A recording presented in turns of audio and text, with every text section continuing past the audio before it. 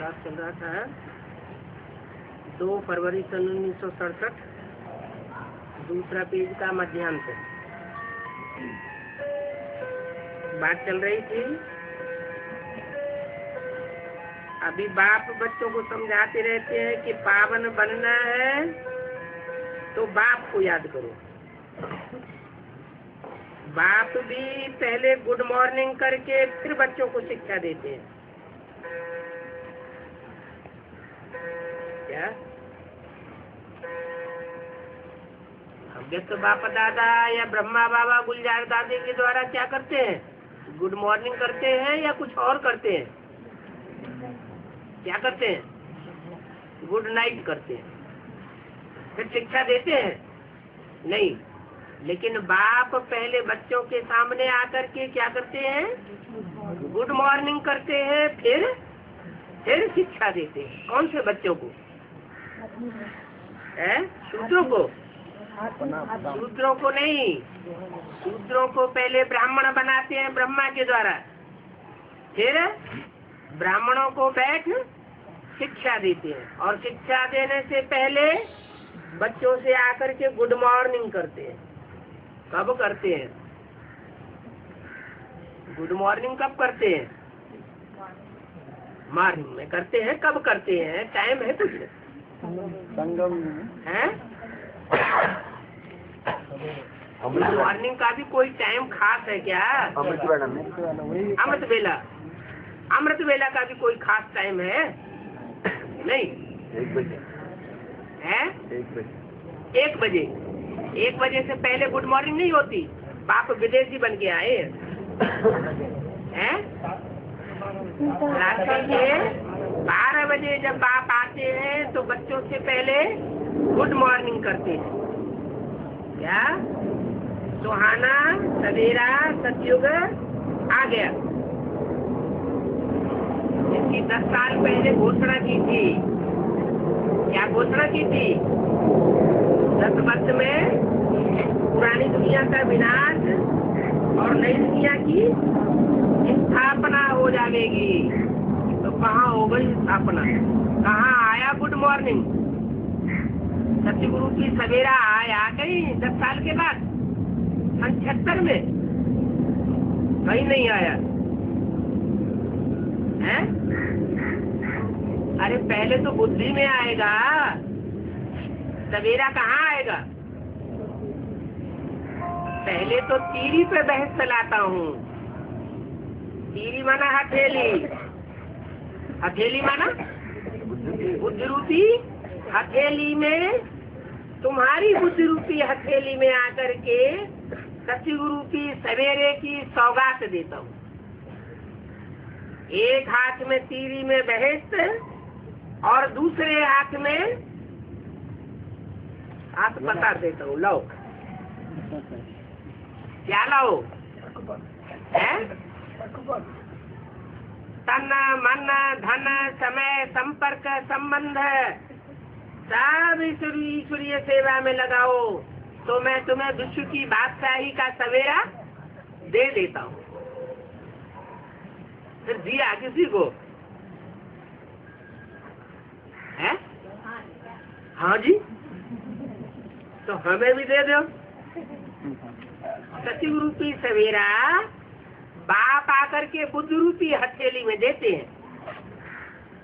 माने कोई नंबरवार बच्चे हैं जिनकी बुद्धि में ये बैठता है, एडवांस नॉलेज में आने से ही बैठता है कि अब हमें जो पाना था तो पा लिया। तो बाप पहले गुड मॉर्निंग करते हैं, फिर बच्चों को शिक्षा देते हैं। शिक्षा देते हैं पहले बाप की याद में बैठो, चलते फिरते बाप को याद करो। सिर्फ बैठ के याद नहीं करो। क्या? कर्मेंद्रियों से कर्म करते हुए बाप को याद करो, क्योंकि जन्म जन्मांतर का सिर पर बोझा बहुत है। इस बात का बोझा, अच्छे बुरे कर्म किए हैं ना, तो जो पाप कर्म किए हैं कर्म इंद्रियों से, उनका बोझा बहुत है। सीढ़ी उतरते उतरते तुमने 84 जन्म लिए। 84 जन्मों में भी सीढ़ी उतरे, ऐसे नहीं 63 जन्म में ही उतरते। जो पहले पहले 21 जन्म है उनमें भी सीढ़ी उतरे। अभी फिर एक ही जन्म है चढ़ती कला का, 84 जन्म उतरती कला के, और एक जन्म है चढ़ती कला का। जितना बाप को याद करते रहेंगे उतना खुशी भी होगी और ताकत मिलेगी। बहुत बच्चे हैं जिनको आगे नंबर में रखा जाता है, रखा तो जाता है आगे नंबर में, बैठते भी हैं आगे आगे। तलहटी में जब वाणी चलती है तो कौन आगे आगे बैठते हैं? दीदी दादी दादा साहब आगे आगे बैठ जाते हैं। तो बोला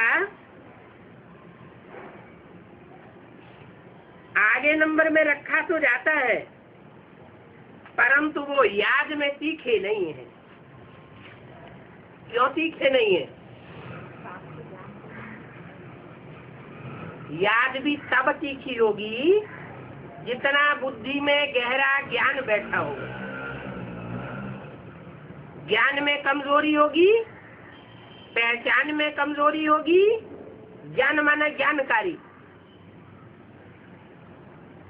तो याद अच्छी तरह से नहीं आवेगी। और जिनकी बुद्धि में बाप की पहचान ही न बैठी हो, तो उनको बाप की याद कैसे आवेगी? भले आगे आगे बैठ जाते हैं, परंतु वो पावर नहीं मिल सकती। ज्ञान में तीखापन अलग बात, और याद में तीखा होना अलग बात। याद की यात्रा जैसे है ही नहीं। ज्ञान में तो ऐसे बच्चे हैं जो बाबा से भी तीखे चले जाते हैं, क्योंकि दूसरों को समझाने की प्रैक्टिस बहुत रहती है, बहुतों से मिलते रहते हैं, तो ज्ञान के पॉइंट पक्के होते रहते हैं। बाप तो बच्चों की महिमा करते हैं। यह भी नंबर 1 में जाते हैं तो जरूर मेहनत भी करते होंगे। कौन? ब्रह्मा बाबा। तुम हमेशा ये समझो कि हमें शिव बाबा समझाए रहे। हमें समझाने वाला ब्रह्मा बाबा नहीं है। कौन समझाने वाला है? शिव बाबा समझा रहे हैं। ब्रह्मा बाबा की सोल तो अभी भी गुलजार दादी में जाकर के गुड नाइट करती है। सतगुरु की सवेरा उनके लिए जैसे अभी आया ही नहीं। उनकी बुद्धि में अभी ज्ञान का मूल पॉइंट नहीं बैठा। क्या गीता का भगवान कृष्ण नहीं है?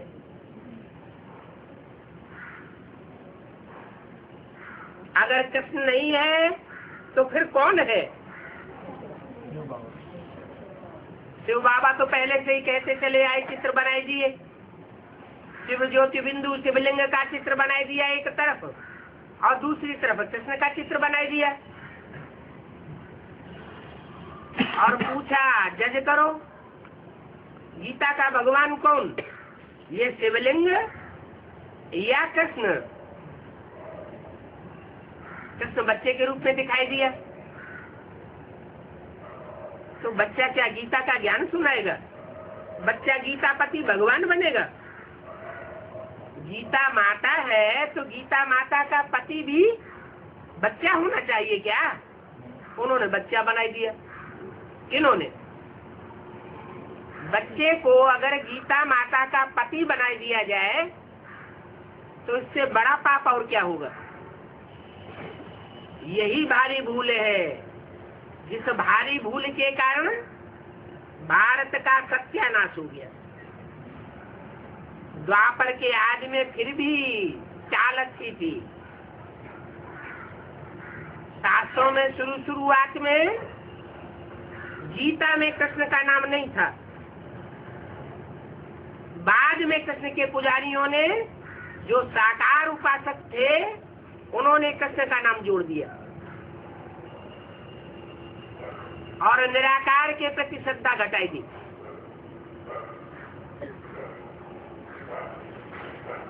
तो भगवान जब कृष्ण हो गया तो लोग समझेंगे कि ज्ञान देने वाला कृष्ण ही होगा। परंतु बाप कहते हैं तुम हमेशा यह समझो कि शिव बाबा हमको समझा रहे हैं। हमको समझाने वाला कोई कृष्ण बच्चा है या ब्रह्मा की सोल नहीं है। तुम ऐसा समझेंगे तो तुम्हारा बुद्धि का योग बाबा की तरफ लगा रहेगा। नहीं तो क्या होगा? जो दीदी दादी दादाएं शरीर छोड़ते जाते हैं, उनका बुद्धि योग कहाँ लगा रहता है? अरे ब्रह्मा बाबा को याद करते हैं तो उनकी तरफ बुद्धि का योग लगा रहता है। उनकी बुद्धि में यही बैठा हुआ है कि गीता का साकार भगवान कृष्ण और दादा लेखराज ही था, इसके अलावा कोई और कोई नहीं था।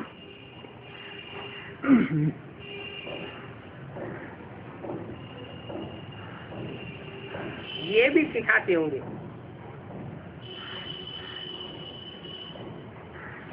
सिखाते होंगे ये माने कौन? हाँ, जब इनकी बुद्धि में बैठ जाएगा तो ये भी सिखाएंगे। अभी तो कृष्ण बच्चा पढ़ रहा है, एडवांस नॉलेज ले रहा है। ये नॉलेज भी जब पूरी हो जाए तब ये भी सिखाएंगे। फिर भी कहते हैं बाबा को याद करो।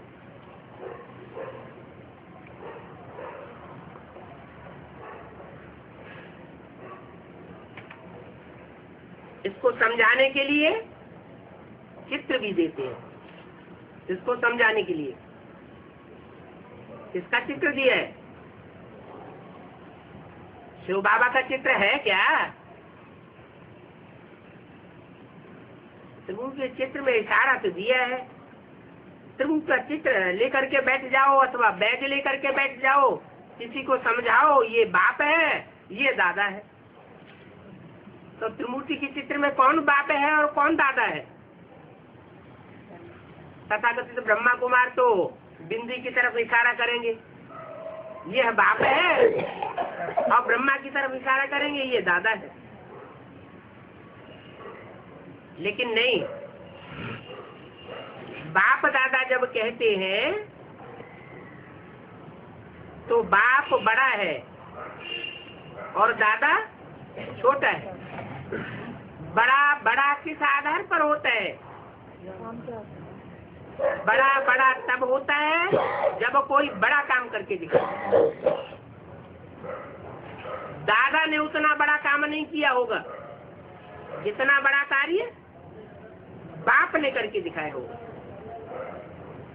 बाप और दादा दोनों में सुप्रीम सोल प्रवेश करता है। दादा है बड़ा भाई, 500 करोड़ पत्तों में पहला पत्ता बड़ा भाई, और तो पहले पत्ते को जन्म देने वाला कौन? बाप, बीज। तो जो बीज है वो नई दुनिया का फाउंडेशन डालने वाला है, और जो नई दुनिया बनती है उसमें कृष्ण की सोल जन्म लेकर के प्राप्ति करती है, युवराज बनती है, प्रिंस बनती है। बाप आते हैं तो इनकी भी महिमा करते हैं, और जो बाप है सारी शक्ति का, मनुष्य शक्ति का बाप, उसको भी महिमावंत बनाते हैं। अच्छा,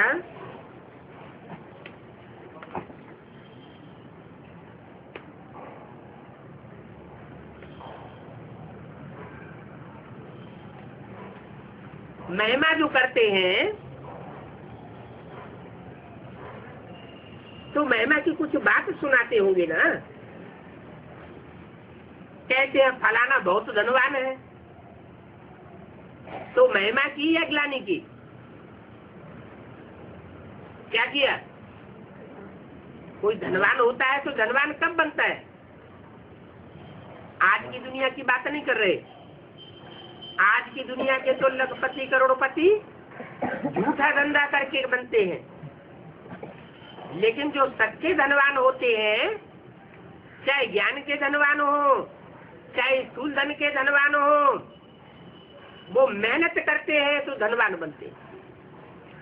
चलो पूर्व जन्म में मेहनत की हो, पूर्व जन्म में बहुत मेहनत की होगी दान पुण्य करने की, तो अगले जन्म में ऑटोमेटिक वो धनवान बनते हैं। तो ये भी महिमा हुई ना। कोई कोई धनवान होते हैं, रिलीजियस माइंडेड भी होते हैं। 2 फरवरी 1967 की वाणी का दूसरा पेज। अब तुम तो ये जानते हो, ऊंचे से ऊंचे तो भगवान है,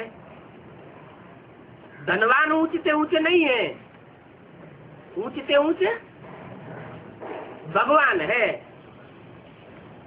कुबेर को ऊंचे से ऊंचे नहीं कहेंगे। क्यों? कुबेर बहुत धनवान माना जाता है, लेकिन भगवान से ऊंचा नहीं माना जाता है। ऊंच से ऊंच कहेंगे तो जरूर इस दुनिया की बात होगी या शांति धाम और सुख धाम की बात होगी। इस दुनिया में ही ऊंचे से ऊंच और नीचे से नीचे होते हैं। कहते भी हैं बरोबर ऊंचे से ऊंचे हैं। फिर बोलो उनकी बायोग्राफी तो बताओ।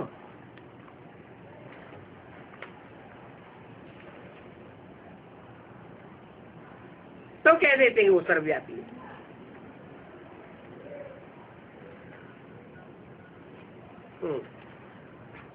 तो ऊंच से ऊंच भगवान ही कहा जाता है और वो निराकार को कहा जाता है? निराकार और वो ऊंच से ऊंच। सब आत्माएं कैसी है?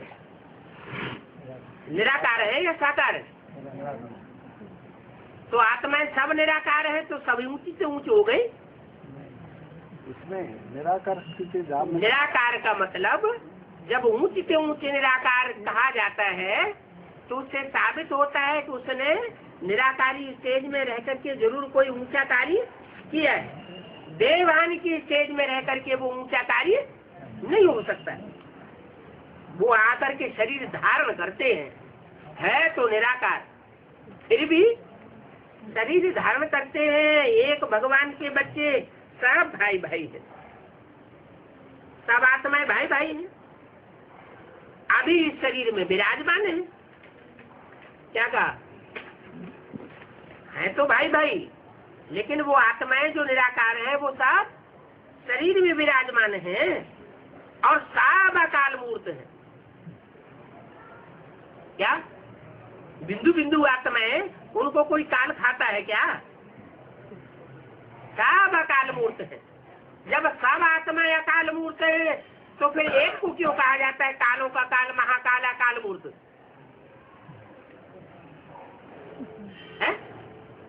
इससे क्या साबित हुआ?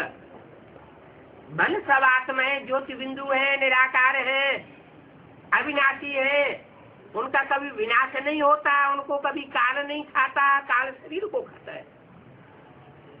लेकिन वो निराकार जो एक कहा जाता है अकाल मूर्त, वो जिस शरीर में प्रवेश करता है मुकर्रर रूप से, उसको दुनिया में कोई काल को खाते हुए देखता नहीं। इसलिए वो कालों का काल, महाकाल कहा जाता है। सारी दुनिया को काल खा जाएगा, परंतु उसको कोई भी काल को खाते हुए देख नहीं सकेगा।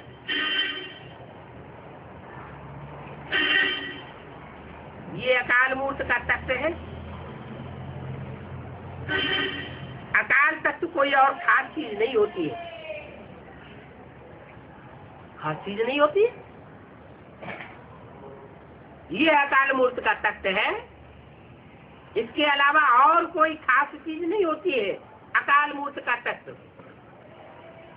ये तख्त है अकाल मूर्त का, अकाल मूर्त का अकाल तख्त। आत्मा तो सब अकाल है। इतनी अति सूक्ष्म बातें हैं। बाप है वो भी निराकार।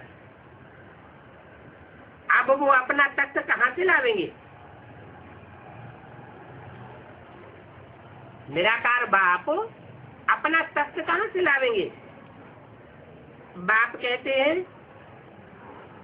मेरा भी यह तख्त है।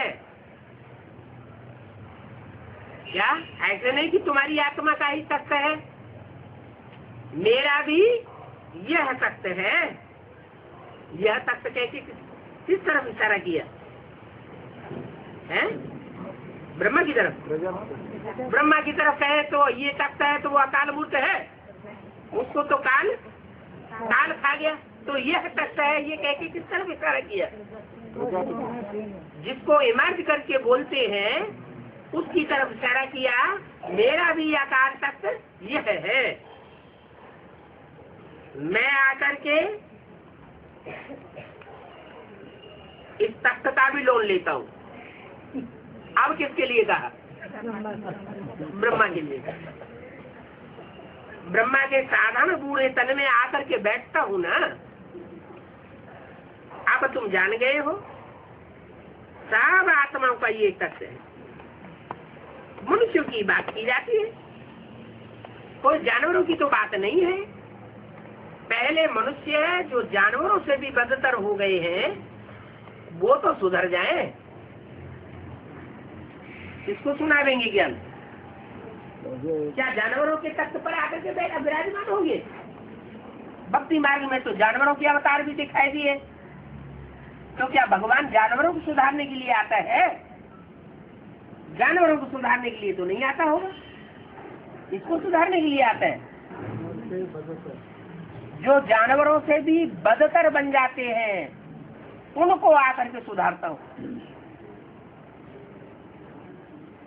और उनको आकर के बंदरों से मंदिर लायक बनाता हूँ।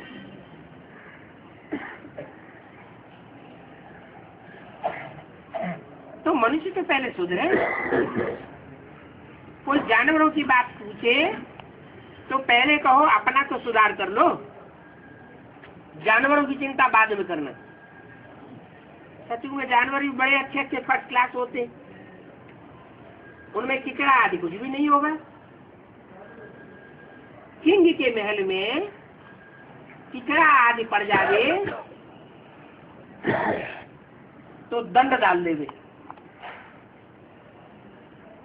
जरा भी किचड़ा महल के अंदर हो नहीं सकता। क्या? कौन सा महल है?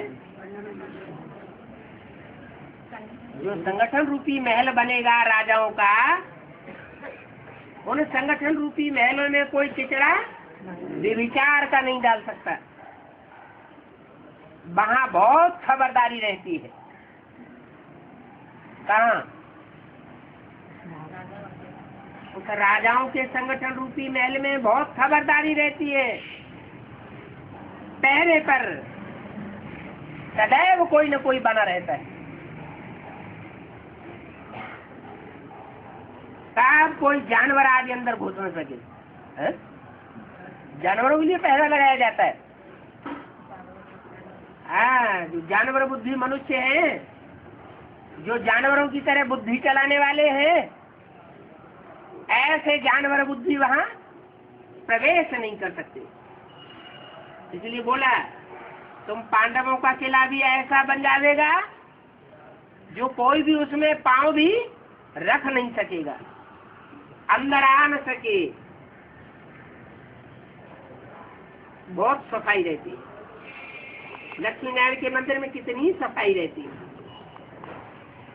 शंकर पार्वती के मंदिर में कबूतर भी दिखाते,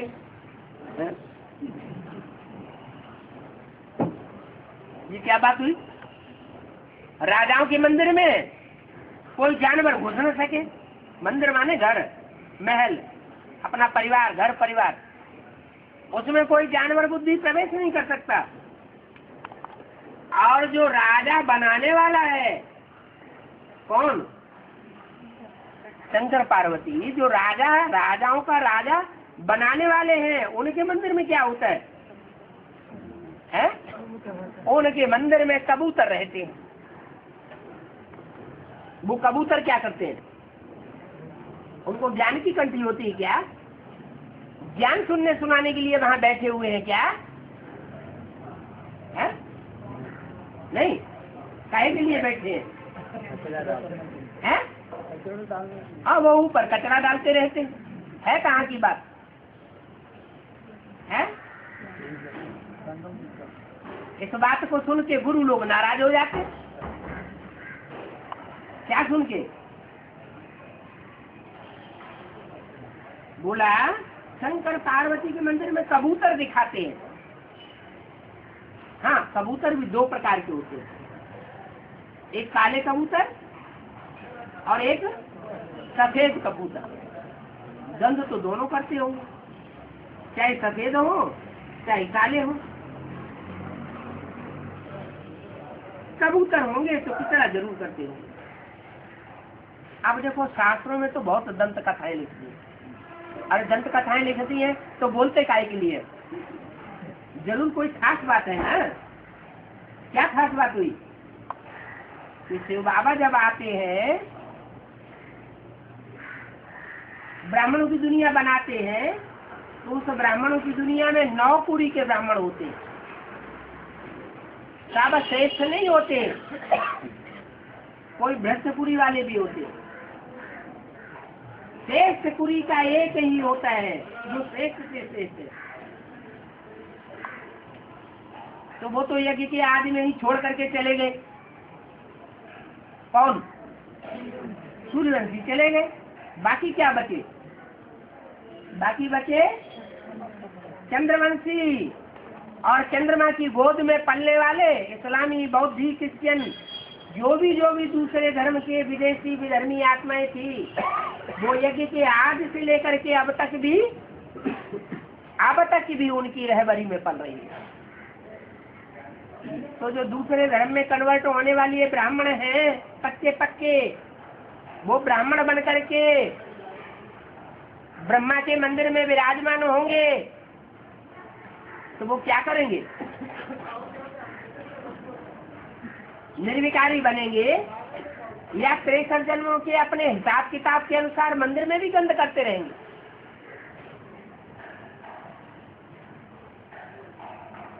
पहले निर्विकारी कौन बनेंगे? सूर्यवंशी बनेंगे या इस्लामी बौद्ध क्रिश्चियन बनेंगे? सूर्यवंशी पहले निर्विकारी बनते, और बाकी जो है वो सब गंध करते रहते। हाँ, सूर्यवंशी थोड़े समय के लिए आते हैं। जैसे शास्त्रों में दिखाया है कि कंठी वाले तोते भी मंदिर में आ गए। शंकर जी कथा सुनाए रहे थे और कबूतर बैठे आवाज कर रहे थे।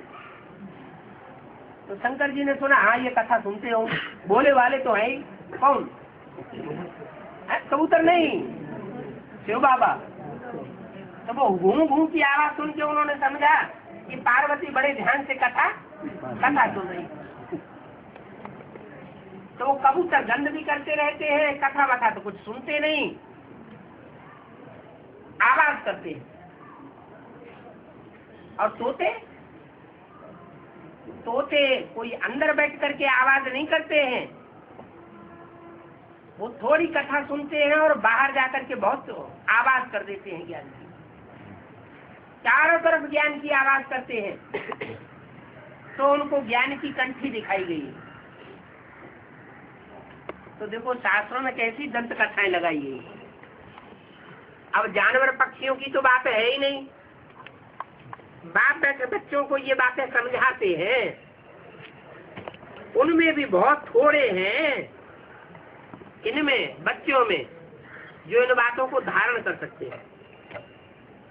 बाकी कुछ भी नहीं समझते, पिछाड़ी तक भी मूर्ख के मूर्ख ही रह जाते हैं। बाप कितना समझाते हैं, बहुत मीठा बनो, मुझसे सदैव रतन निकालने चाहिए। तुम्हारा नाम ही रखा है रूप बसंत, क्या नाम रखा है? किसका नाम रखा है? किसका नाम रखा है रूप और किसका नाम रखा है बसंत? है राजा रानी का, दादियों का नाम रूप बसंत रखा है। अच्छा, जब मुरली चलाते थे तो शिव बाबा तुम किससे कहते थे? सामने बच्चे, कोई बच्चे हैं जिनको एमा जी करके बोलते थे। तुम्हारा नाम ही रखा है रूप बसंत। रूप माना याद में रहने से अवस्था कैसी बन जाती है? श्याम या सुंदर, सुंदर अवस्था बन जाती है, उसको कहा जाता है रूप। क्या जो भी रूपवान होते हैं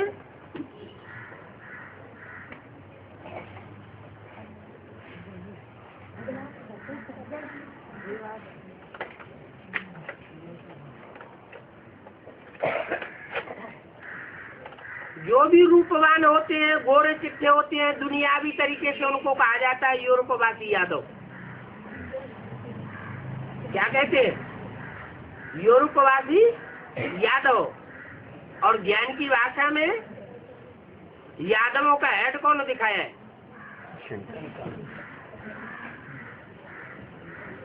यादवों का हेड दिखाया है शंकर को।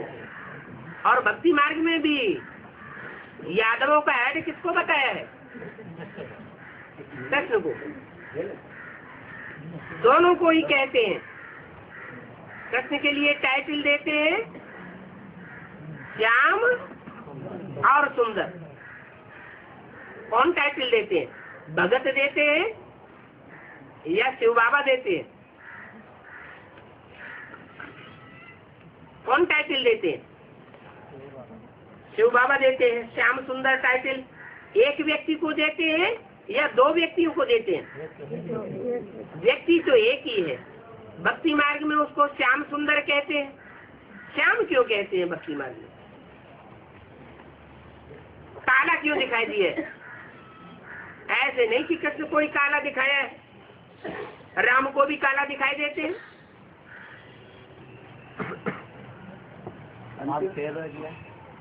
राम फेल हो गया इसलिए काला दिखाई दिया। अच्छा, फेल होने से कोई बचता है? 500-700 करोड़ की जो भी मनुष्यों की दुनिया है, उसमें फेल होने से कोई बचता है? माया किसी को छोड़ती है? माया किसी को नहीं छोड़ती। सत्युग में आने वाली एक भी ऐसी आत्मा नहीं है, पहला पत्ता कृष्ण से लेकर के और 2 करोड़ मनुष्य देव आत्माओं तक, जो त्रेता में जाके चंद्रवंशी न बनती हो। तो चंद्रवंशी बनना माना माया, माया फेल कर देती है। किसी को पहले फेल करती है और किसी को बाद में फेल करती है। तो पहले फेल होना अच्छा या बाद में फेल होना अच्छा? जब फाइनल रिजल्ट निकले पहले फेल होना तो फिर भी अच्छा है। 3 मार्क्स की परीक्षा होती है, 6 मार्क्स की परीक्षा होती है, उसमें फेल हो जाए कोई हर्जा नहीं। लेकिन फाइनल में अगर फेल हो गया तो बहुत बुरा माना जाता है। तो पढ़ाई चल रही है ईश्वर की। ईश्वर की पढ़ाई इस जन्म में चलती है या सतयुग के अगले जन्म में चलेगी? इस जन्म में चलती है। इस जन्म में पढ़ाई पढ़ते पढ़ते जब बाप आकर के गुड मॉर्निंग करते हैं और गुड मॉर्निंग करने के बाद जब पढ़ाई पढ़ाते हैं तो फेल नहीं होना चाहिए। आज में तो बाप आया ही नहीं था और गुड मॉर्निंग भी नहीं की थी। आज में तो भक्ति मार्ग की, जैसे भक्ति मार्ग की चलन होती है, ऐसी चलन सब चल रहे थे। ओम ओम का उच्चारण करते रहते थे, जैसे भगत लोग राम राम का उच्चारण करते रहते। संस्कृत की गीता के बैठ करके अर्थ सुनाते थे। तो आज में था भक्ति का फाउंडेशन। मुरली में गुड मॉर्निंग करते, लेकिन गुड मॉर्निंग होती है जब बाप आते हैं। तो मुरली में आए तो गुड मॉर्निंग हुई या सनसेट पॉइंट की यादगार बनी? सनसेट पॉइंट की यादगार बन गई। माउंट आबू है पश्चिम में, भारत के पश्चिम में है माउंट आबू और सिंध हैदराबाद, और पूरब में है कलकत्ता, ईस्टर्न जोन। सूरज कहाँ से निकलता होगा? पूरब से निकलता है। इसलिए जापान के लोग आज भी कहते हैं हम सूर्यवंशी हैं।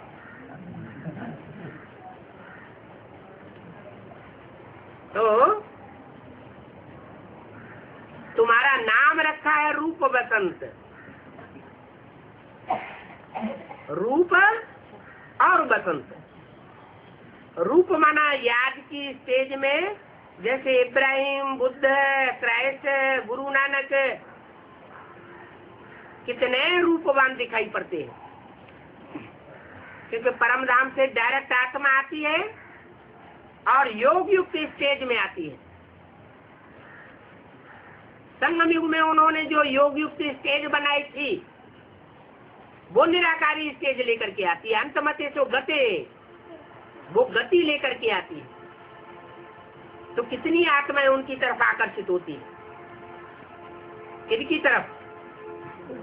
क्राइस्ट की तरफ। 100-150 क्रिश्चियंस उनके फॉलोअर्स बन गए। ऐसे ही इब्राहिम, ऐसे ही गुरु नानक, ऐसे ही महात्मा बुद्ध।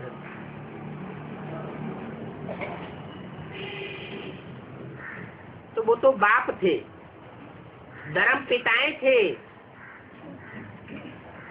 वो हद के थे। ये तो 500-700 करोड़ जो भी मनुष्य शक्ति है, जो भी धर्म के हैं, जो भी देश के हैं, उन सब देशों के बच्चों का बाप आया हुआ है। हर धर्म में कन्वर्ट होने वाली आत्माओं का भी बाप आया हुआ है। तो उसका नाम रखा है शास्त्रों में श्याम सुंदर। वो जितना काला बनता है, इतना और कोई भी काला नहीं बनता। जितना काला पार्ट बजाता है, उतना और कोई भी काला पार्ट बजा नहीं सकता। और वो ही इतना सुंदर बनता है कि इतना सुंदर कोई भी धर्म पिता नहीं बन सकता। इसलिए वो रूप भी है। और रूप पहले या बसंत पहले? जब नाम लिया जाता है रूप बसंत, तो पहले रूप और बाद में बसंत। माने जोड़ी है रूप बसंत की, कोई कथा बनाई हुई है। रूप माना राम वाली आत्मा, और बसंत माना कृष्ण जो विष्णु का पार्ट अदा करता है, या वैष्णवी देवी गुणों की खान।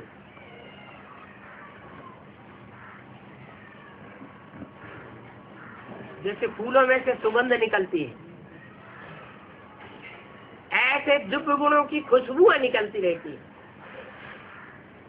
तो तुम हो रूप बसंत। ये वास्तव में आत्मा की ही महिमा है, कोई शरीर की महिमा नहीं है। आत्मा सतो प्रधान बनती है तो रूप बसंत का टाइटल लेती है। आत्मा कहती है मैं प्राइम मिनिस्टर हूँ, मैं फलाना हूँ, मेरे शरीर का नाम ये है। अच्छा, शरीर का नाम तो ये है, परंतु शरीर में जो आत्मा काम करने वाली है वो आत्मा किसका बच्चा है? कहेंगे एक परमात्मा बाप की सब आत्माएं बच्चे हैं। तो जरूर उन आत्माओं को भी वर्षा देने वाला कोई होगा ना, आत्माओं का भी तो कोई बाप होगा ना। परंतु आत्माएं तो अविनाशी है, आत्माएं तो क्रिएट नहीं की जाती, शरीर तो क्रिएट किया जाता है। बाप बच्चे के शरीर को क्रिएट करता है, जन्म देता है। फिर आत्माओं का जो बाप है वो क्रिएट कैसे करता है? आत्माएं तो अविनाशी है, उनका विनाश कभी होता नहीं। जो चीज क्रिएट करी जाती है वो तो पहले होती नहीं। बच्चा पैदा होता है माँ बाप को, पहले बच्चा तो था नहीं, फिर बच्चा क्रिएट हुआ। ऐसे नहीं उस बच्चे की आत्मा को क्रिएट किया, नहीं, उसकी देह को जन्म दिया। आत्मा तो उसमें प्रवेश कर जाती है। तो आत्मा को जो वर्षा मिलता है वो कौन से क्रिएटर से मिलता है?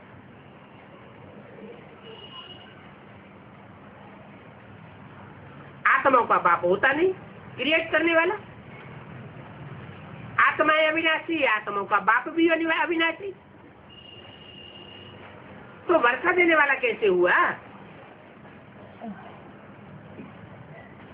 आत्मा क्रिएट नहीं की जाती है, लेकिन जब तक आत्मा का बाप आकर के आत्मा को परिचय न दे तब तक आत्मा को अपने स्वरूप की पहचान नहीं होती है। इसलिए वो आत्माओं का बाप कहा जाता है। माने ज्ञान क्रिएट करता है, आत्मा को क्रिएट नहीं करता है। तो जरूर उनसे वर्षा मिलता होगा। जिस बाप से वर्षा मिलता है वो बाप फिर सर्वव्यापी कैसे हो सकता है?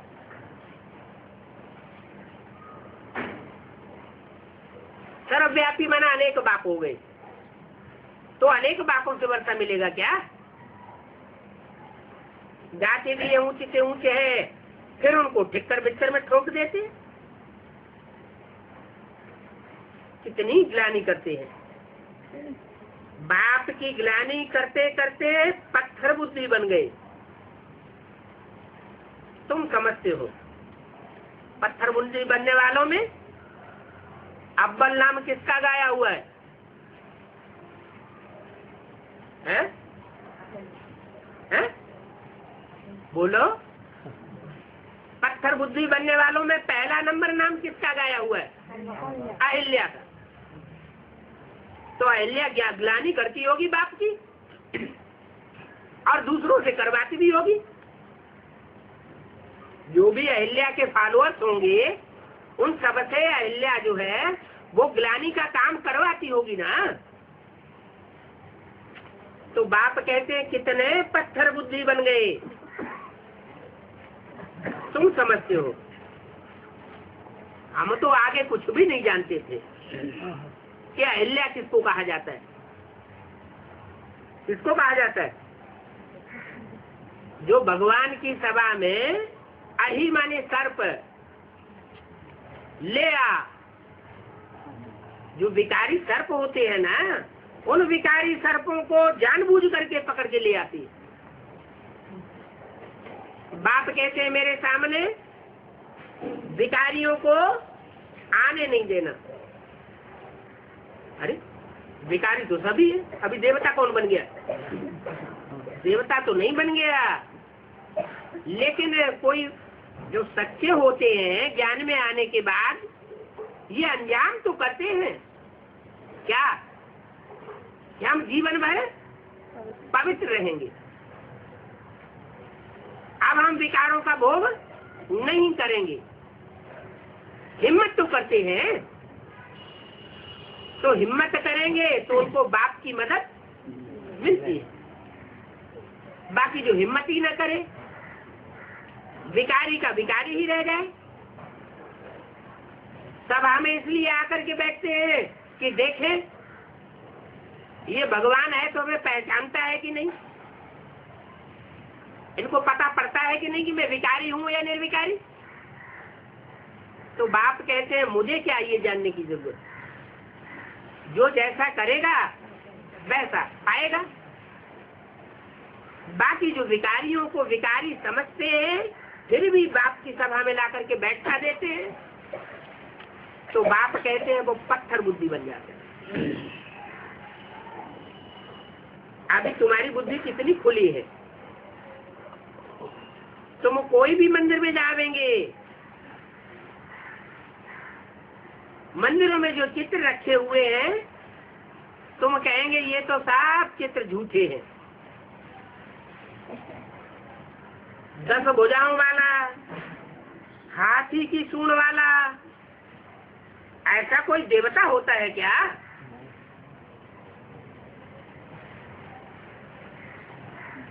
कितने पत्थर बुद्धि बन गए। ये सब झूठी बातें हैं। वो तो सब है भक्ति मार्ग की सामग्री। अरे भक्ति मार्ग की सामग्री तो है, फिर बाबा क्यों बोलते हैं? बोलते हैं माने हमारी बुद्धि उकसाने के लिए बोल रहे हैं, इशारा देते हैं कि भगवान के मुख से जिन शब्दों का, जिन बातों का, शास्त्रों की बातों का उच्चारण होता है उन बातों में जरूर सार भरा हुआ है। उन सार की बातों में से सार निकालना चाहिए।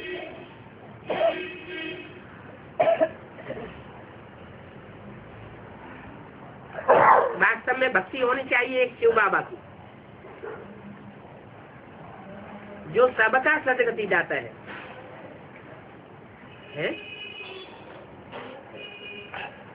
वास्तव में शिव बाबा की भक्ति होनी चाहिए। और जो दूसरों की भक्ति होती है वो अवास्तविक भक्ति है क्या? वो वास्तविक भक्ति नहीं है क्या? भक्ति, भावना, श्रद्धा, विश्वास किसको अर्पण करना चाहिए? ऊंचे ऊंचे एक बाप को अर्पण करना चाहिए। ऐसे नहीं कि भगत जी ने हनुमान की पूजा की, हनुमान ने राम की पूजा की, राम ने शिव की पूजा, शंकर की पूजा की, और शंकर ने भगवान को याद किया। तो वास्तव में किसके प्रति श्रद्धा विश्वास अर्पण करना चाहिए? जो ऊंच से ऊंच है उसी को पकड़ना चाहिए ना। इसलिए बोला कि वास्तव में भक्ति होनी चाहिए एक शिव बाबा की, जो कि सबका सदगति दाता है।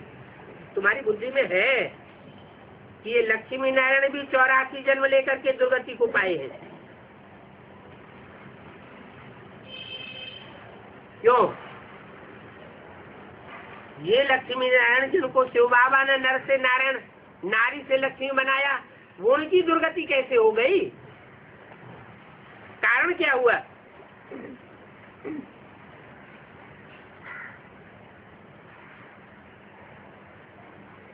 अरे कोई कारण होगा ना। अगर शिव बाबा ना आते तो ये भी सदगति को ना पाते। कौन? ये लक्ष्मी नारायण। ऊंचे से ऊंचे बाप ही आकर के सबको सदगति देते हैं। उनसे बड़ा कोई भी नहीं है। बड़ा और छोटा किस दुनिया में होता है? साकार दुनिया में बड़ा और छोटा होता है। तो साकार दुनिया में कौन है जो ऊंची से ऊंच माना गया है, जिसकी सबसे जास्ती भक्ति होती है? कोई है चित्र ऐसा? नहीं है। और जो 33 करोड़ देवताएं हैं उनके उतने मंदिर और भक्ति और उनकी मूर्तियां नहीं बनती हैं, उतनी पूजा नहीं होती। जितनी शिवलिंग की होती है। कोई कहेंगे शिवलिंग ये तो निराकार है। नहीं, शिवलिंग जो है उसमें बिंदु निराकार है। जैसे सोमनाथ के मंदिर में हीरा रखा हुआ था बिंदु की यादगार, तो वो निराकार ज्योति बिंदु की यादगार है। और जिस लाल पत्थर में वो हीरा जड़ा हुआ था वो लिंगाकार पत्थर है, साकार की यादगार। तो साकार और निराकार दोनों की प्रवृत्ति का मेल है। हम हैं ही प्रवृत्ति मार्ग के पुजारी। द्वापर युग के आदि से ही ये प्रवृत्ति मार्ग की पूजा का फाउंडेशन पड़ गया।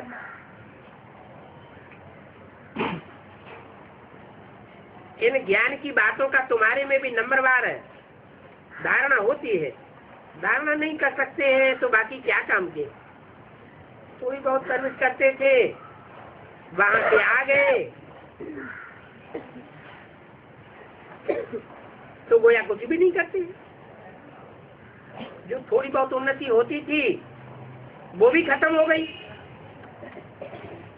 अंधों की लाठी बनने के बदले अंधे ही बन जाते।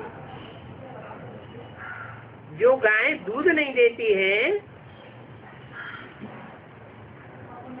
उनको फिर पिंजरा में रखते हैं, इसलिए उस घर में कटाने के लिए। इन गऊओं की बात हो रही है? जानवर गऊओं की बात कर रहे नहीं।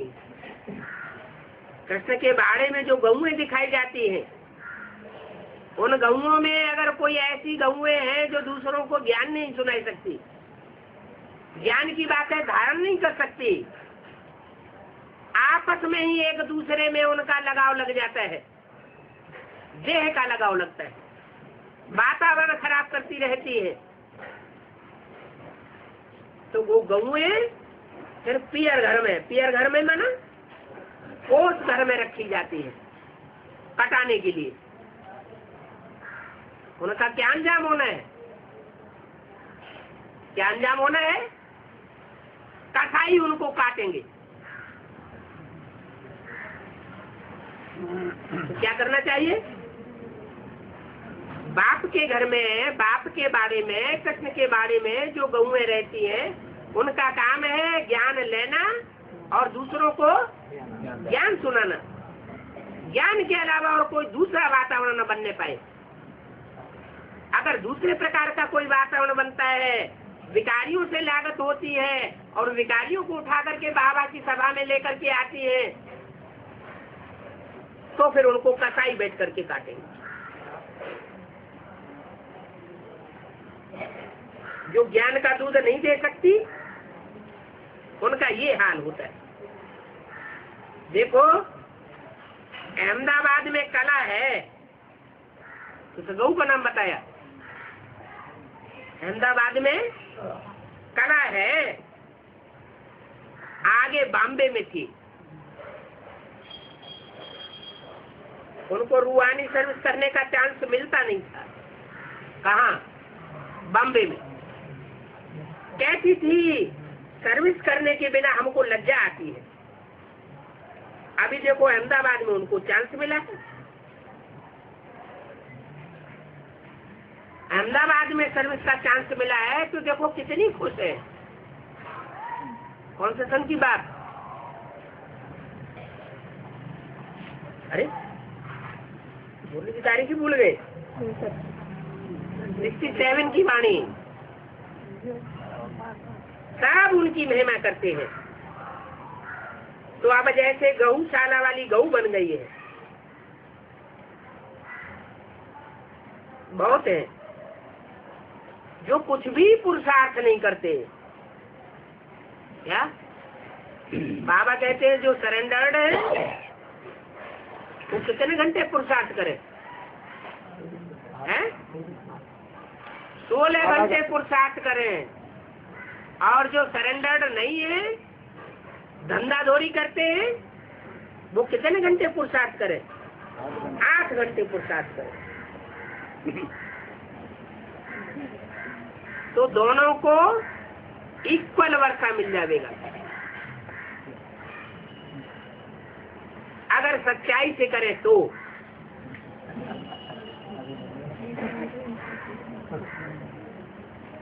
समझते कुछ भी नहीं है कि हम कुछ तो किसी का कल्याण करें। अरे किसी और का कल्याण तो बाद में करेंगे, अपनी ही तकदीर का ख्याल नहीं रहता है। इतने मस्ती में आ जाते हैं।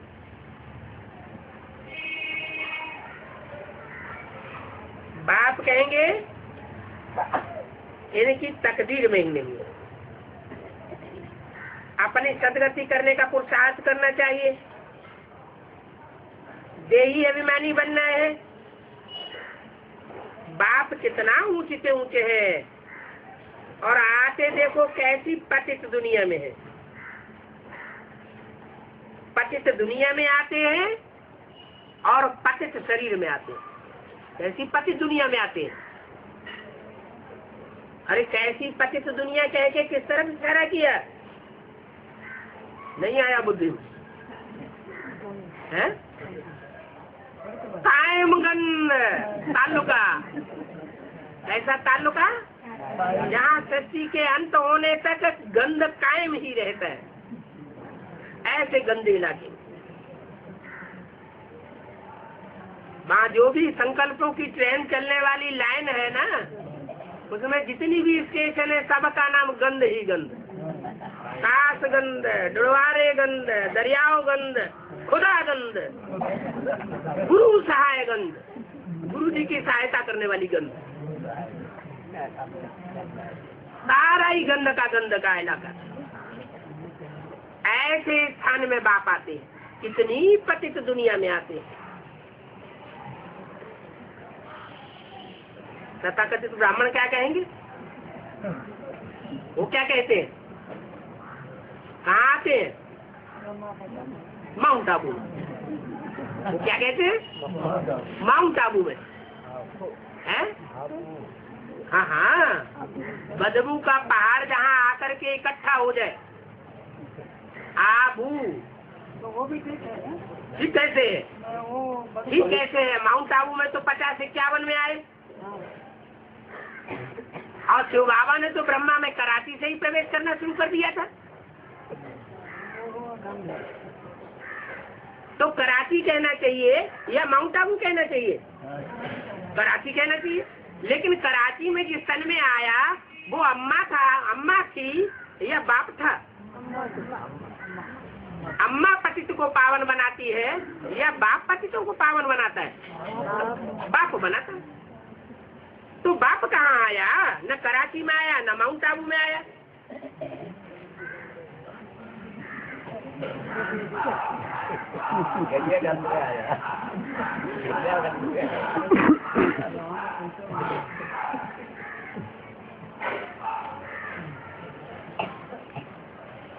पतित दुनिया में आते हैं। कैसी पतित दुनिया में आते हैं?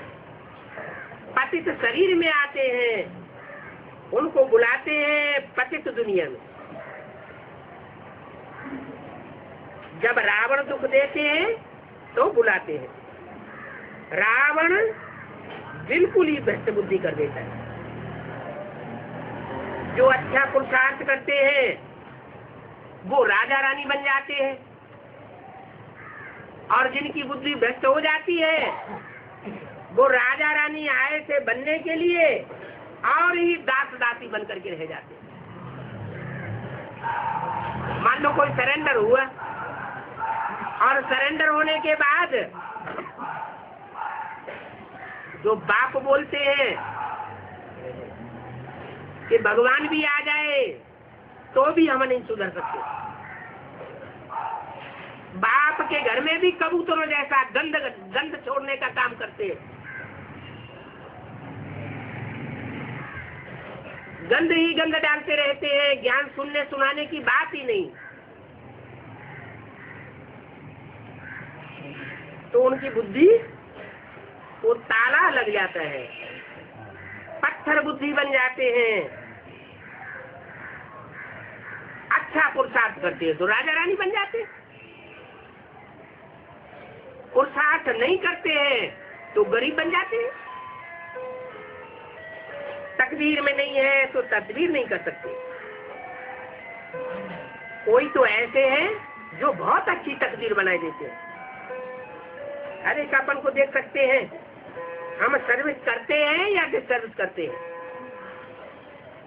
सर्विस करनी चाहिए दुनिया की, बजाय दुनिया की सर्विस करने के और अपने बाप के घर की ही डिसर्विस करते हैं। बाप के घर का ही वायुमंडल बिगाड़ते रहते हैं। तो अंत में जो माया की परीक्षाएं होंगी, प्रकृति की परीक्षाएं होंगी, सरकार की ओर से परीक्षाएं होंगी, दुनिया वालों की तरफ से परीक्षाएं होंगी, शरीर के हिसाब किताब की परीक्षाएं होंगी, उन परीक्षाओं के बीच वो डट सकेंगे। उस समय बाप तो सर्विसेबल बच्चों को याद करेंगे या डिसर्विस बच्चों को याद करेंगे? सर्विसेबल बच्चों को याद करेंगे, तो वो तो थम जाएंगे। और जो डिसर्विस करने वाले हैं वो क्या हाल होगा उनका? सरेंडर तो हुए, बाप ने सरेंडर तो कर लिया, लेकिन फिर उनका अंत में हाल क्या होगा? भाग जाएंगे, ठहर नहीं सकेंगे। और जब बाहर की दुनिया में जाएंगे तो राजघराने के दास दासी बनेंगे या प्रजावर्ग में जाकर के दास दासी बनेंगे? प्रजावर्ग में जाकर के दास दासी बनते हैं। इसलिए बाबा कहते हैं कि ऐसी 16,000 की लिस्ट में आने से तो अच्छा है साहूकार बने प्रजा में। साहूकारों के घरों में भी ढेर सारी दास दासियां होती हैं, बहुत महलमारियां अटारियां होती हैं, बहुत सुखी रहती। अच्छा,